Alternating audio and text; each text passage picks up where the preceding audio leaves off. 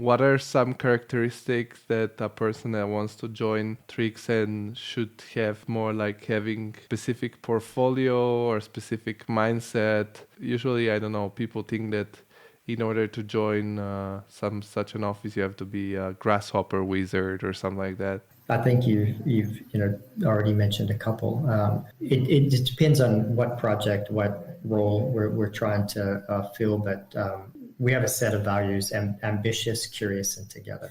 We have to see in your work that there's an ambition, that things also have been questioned. You have to be highly collaborative. If you have a super ego, you don't last very long at 3XN. We never disparage anybody's ideas. When we do pinups, you have to find something positive to say in every proposal, because there's a thought process that goes into when people put pen to paper, and so you have to be able to find the positives and learn from those. And as a result, there's a friendly competition amongst everyone during the early stages of the competition, but we've also make sure that we build this sense of trust and collaboration. So you have to come in with an open mind. You have to come in with a collaborative spirit, and then your skill set, of course.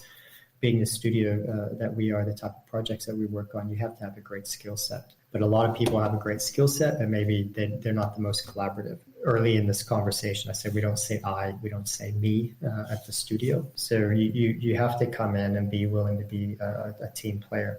Certain skills, software, you can learn those. You have to be at a certain level, but your personality has to match your skill set, and that's not always the case. We get a lot of CVs, we do a lot of interviews, but sometimes the personalities maybe aren't the best fit. We like when we hire, we like to hire for a long time, for long term.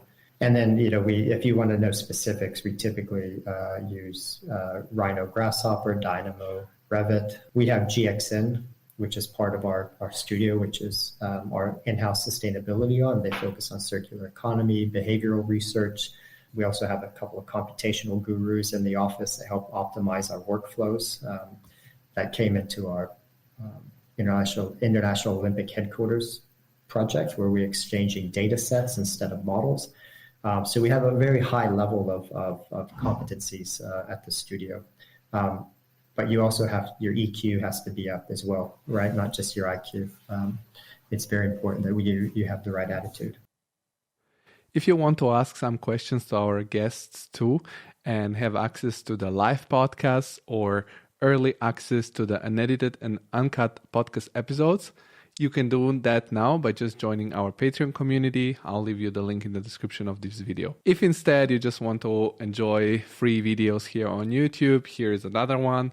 And don't forget to like this episode, subscribe to the channel. That means the world, and you're supporting the conversation about creativity and business. Thank you very much, and see you with the next one.